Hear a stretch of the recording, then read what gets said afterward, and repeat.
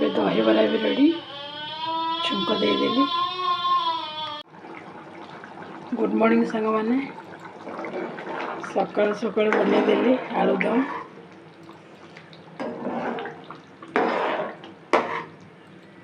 कहीं हजबैंड जीवे ऑफिस से आलुदम बनई देती सहित दही बरा भी बनई देती। उदा हवा किए कहला एबे जर भल होइछि ना नहीं हैं किए कहला उदा हवा हैं पानी से उदा हवा को किए कहला पुणी माड़ हो पुणी माड़ हम चुप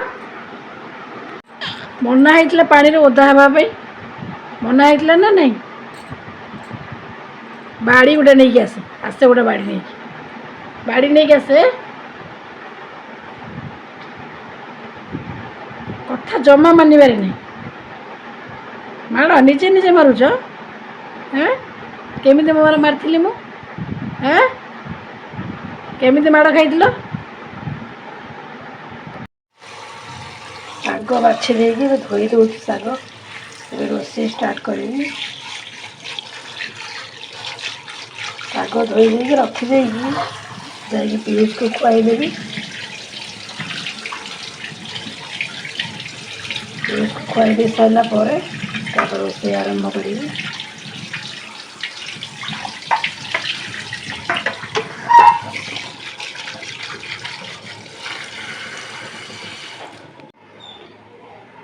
शाग धोआ रेडी। शाग जिनस टे भलसे न धोइले भल लगे।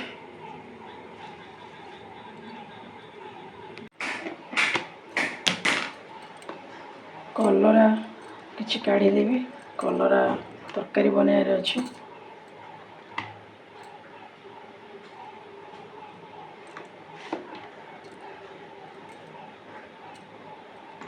भल कलरा से बहुत दिन है रोचे। गोटे गोटे जो कलरा आसे लंबा लंबा बड़ बड़ कलरा से गुड़ा बेसी दिन रही खाली पचीज। छोट कलरा बोलिकी से रही अधिक दिन।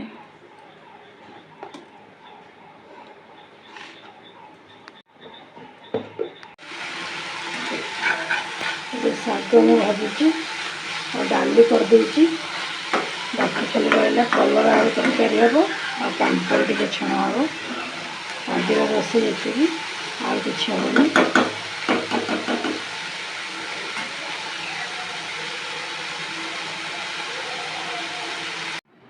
वर्षा भी चलची बलभद्रंकर पूजा चलची एबे।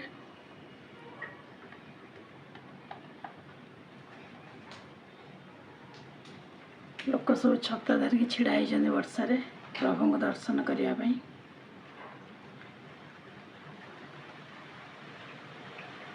आमर जीवार अच्छी पुरी किंतु देखा जाऊ कालियार डोरी केबे लगुच। वर्षा बहुत जोर होची पुरी रे। सांगे सांगे वर्षा होतला एबे सांगे सांगे खरा हो गला।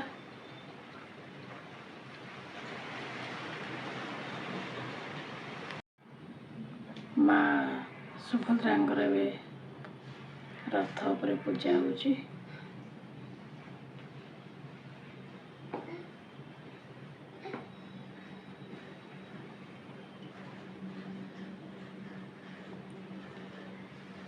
सेते लोक माने बहुत लोक रथ उपरे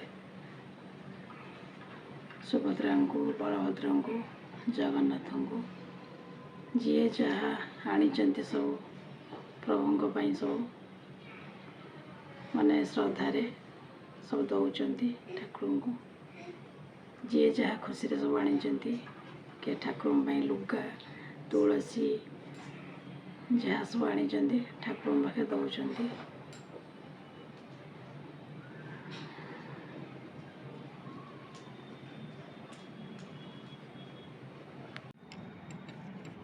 कौन हो कौन है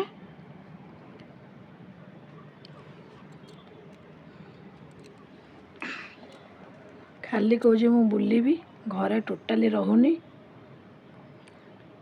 5ଟା ବାଜିଛି ତାକୁ ଛାତ ଉପରୁ ନେଇକି ଆସିଲି। ହାଲକା ହାଲକା ଟିକେ ଟିକେ ବର୍ଷା ପକାଉଛି, ତଥାପି ତାର ଜିଦ୍ଦି, ଛାତ ଉପରେ ବୁଲିବ ସେ। ଖରା ବି ହେଉଛି, ହାଲକା ହାଲକା ଟିକେ ବର୍ଷା ହେଉଛି।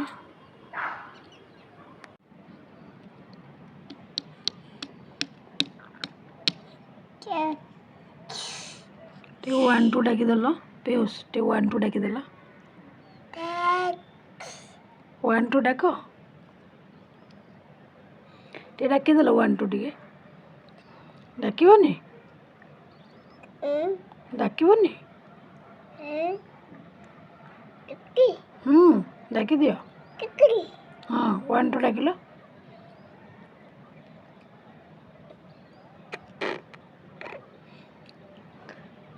କଥା ମାନୁନ ଆଉ, ଡାକିଦିଅ ଟିକେ 1 2 1 2 ଡାକିଲ।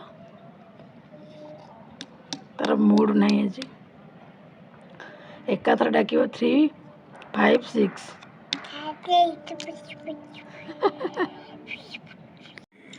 ସାଙ୍ଗମାନେ ଏବେ ହଜବେଣ୍ଡ ଆସି ପହଞ୍ଚିଲେ ଅଫିସରୁ, ଆଉ ଦୋସା ନେଇ ଆସିଥିଲେ। ଆଉ ସେ ଦୋସା ଏବେ ଖାଇଲେ, ଆଉ ମୋ ପାଇଁ ବି ଗୋଟେ ରଖିଦେଇଛନ୍ତି, ଆଉ ତା ସହିତ ରସଗୋଲା, ପୁରା ଗରମ ଗରମ ରସଗୋଲା। ଏବେ ଖାଇ ନେବା। ଗରମ ଅଛି ଦୋସାଟା, ଥଣ୍ଡା ହେଇଗଲେ ଟାଣ ହେଇଯିବ, ଭଲ ଲାଗିବନି।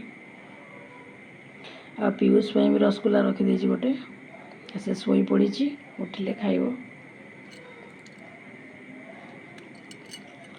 ଆଜି ପିୟୁଷ ସନ୍ଧ୍ୟାରେ ଶୋଇପଡ଼ିଲା, ଦିନ ସାରା ଶୋଇନଥିଲା, ସେଥିପାଇଁ ଶୋଇପଡ଼ିଲା।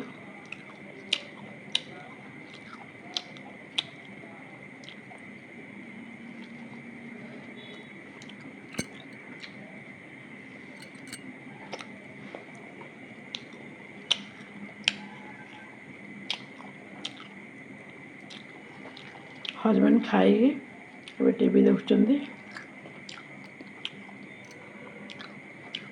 ଗରମ ଅଛି ଦୋସା, ଥଣ୍ଡା ହେଇଗଲେ ତ ଭଲ ଲାଗିବନି।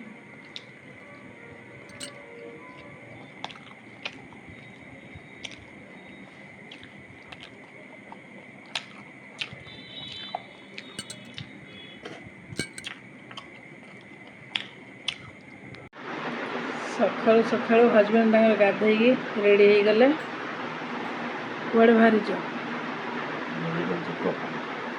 ତାଙ୍କର ହେଲ୍ଥ ଚେକଅପ୍ ଅଛି, ବାହାରି ପାରିଲେ।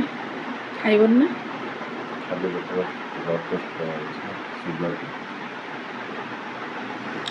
ତାଙ୍କର ଆଜି ହେଲ୍ଥ ଚେକଅପ୍ ଅଛି, ସେଥିପାଇଁ ବାହାରିଗଲେ ହସ୍ପିଟାଲ ଯିବେ।